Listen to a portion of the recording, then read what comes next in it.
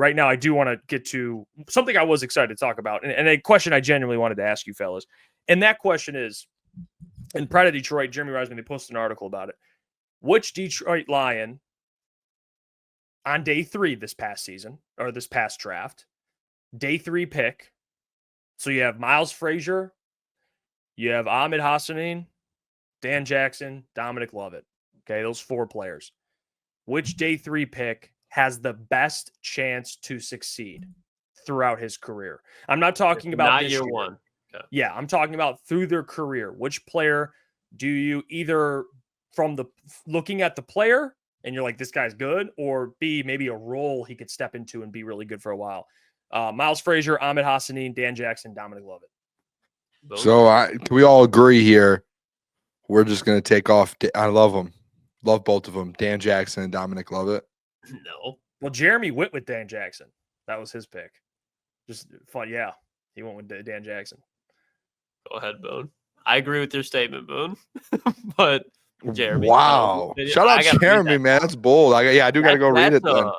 Interesting. That's got to be a great angle to have on him. Go ahead, Boone. Yeah, I mean, I guess so. Yeah. I mean, especially with the 2 safeties that you have. Listen, I would want to do Miles Frasier, but it's tough the position he's in with the guys in front of him. Do you guys see what I'm saying here? And maybe career-wise, Miles Frasier at some point is going to have an opportunity, but like especially going into his rookie year, Graham in front of him. You have Christian Mahogany, who got drafted last year, who's going to be your starting guard. And then you also have Tate Ratledge, drafted a couple rounds before him, who's most likely going to get that other spot. So it's tough, in my opinion, right now for Miles Frasier. I think the guy who's going to end up getting the biggest opportunity at some point this year, and then throughout his career, I do think turns it into something and is able to, just based off of like skill set and just work ethic, because I think you have to go with Ahmed Hassan. I've interrupted the video to tell you about the sponsor of today's video, Comer & Cross, and their one-day installation for concrete floor coatings, garages, basements, patios. They do it all. And I'm sure you're tired of staring at your crack-stained garage floor. Well, I have the answer for you. Comer & Cross in their summer installation sale, they're offering 12 months same as cash or $500 in savings. Why put it off? You can contact the number, 248-834-3488. They transform patios, pool decks, basements, even driveways. They do it all. And the best part is they move the stuff out for you. They repair your cracks and pits before applying your stunning new floor, guaranteed. Comer & Cross concrete floors never chip, crack, or peel like epoxy or paint.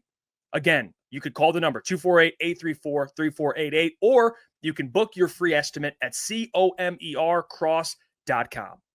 Let's get back to the video. I really do. And I've been on this all off season. We saw him at the combine. Like, it's kind of crazy story for the boys, because we got to kind of all react to Ahmed during the NFL combine. And we were all like, who is this kid? And we had no clue he was going to be a Detroit Lion. But we could just tell, hey, this guy's a dog. And we start looking at stats and digging deeper, watching film and everything. And like, you know what really gets me, boys? We have all that. It's the fact that like these coaches in there now, when they get asked about him, they're like, this guy is just like, he plays with his hair on fire. And that was something where you're like, all right, when he gets to the next level, is he going to be able to compete doing that? And every comment you hear, I know they haven't put pads on and gone through training camp, but every comment you hear over mini camp and rookie camp, it's like, dude, this kid just works.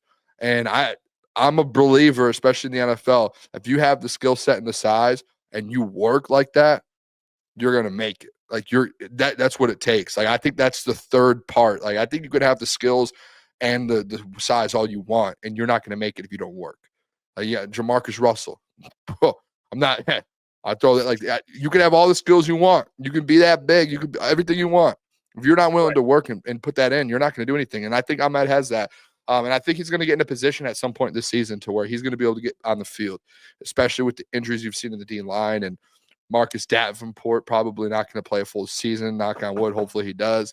But I think Ahmed's going to end up having an opportunity to step in, get a lot of reps at some point this season. And when he does, I've said this before, fellas, I don't see the guy passing up on an opportunity and throwing it away.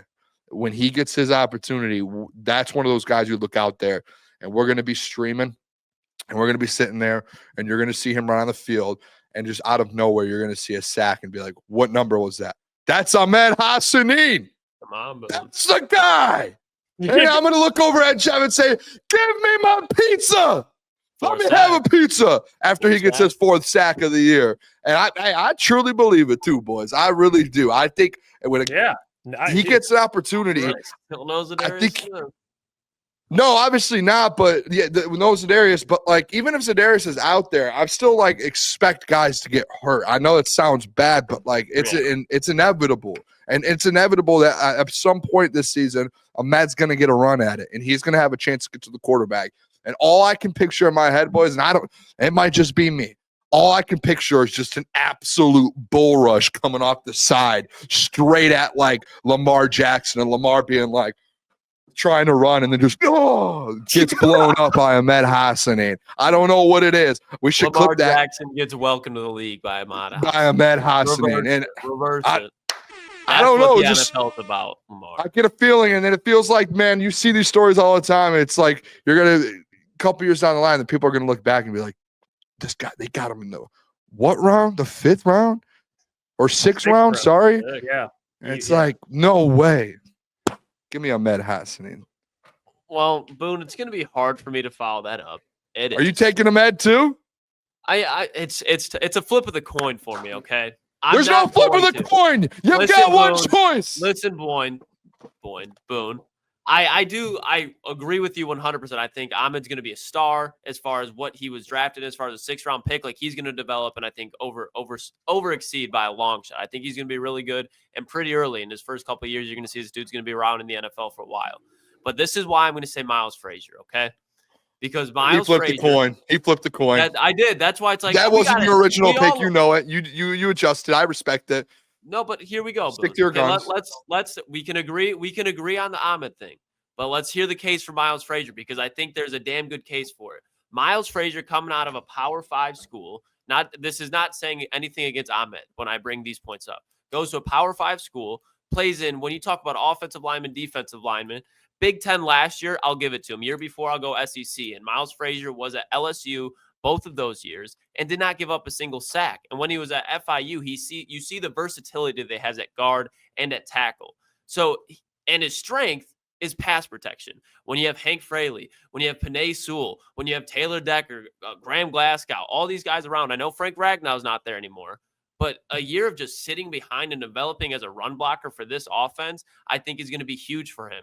But you look at the Dan Skipper role, how he just finds a way for this team. I think he could do that for one. And two, he'd be better than that. I think he's definitely going to be a better offensive lineman in totality than what Dan Skipper has been for this team up to that point.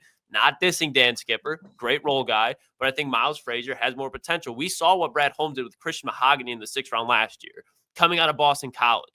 Miles Frasier coming out of LSU, one of the better offensive linemen in the college period. They had Will Campbell on that side, but if you got Will Campbell, where are you sending the blitz? Miles Frasier's way. And guess who did not give up a sack? Miles Frasier. So I think when you look at Taylor Decker getting older, Graham Glasgow getting older, Chris Mahogany looks good, uncertainty there. Tate Ratledge, I don't think you have to worry about. And then Penei Sewell. You got two spots that I think for sure with Penei and Tate Ratledge. Those are locked down longevity-wise in the future. Don't have to worry about it. Taylor Decker, he's going to retire.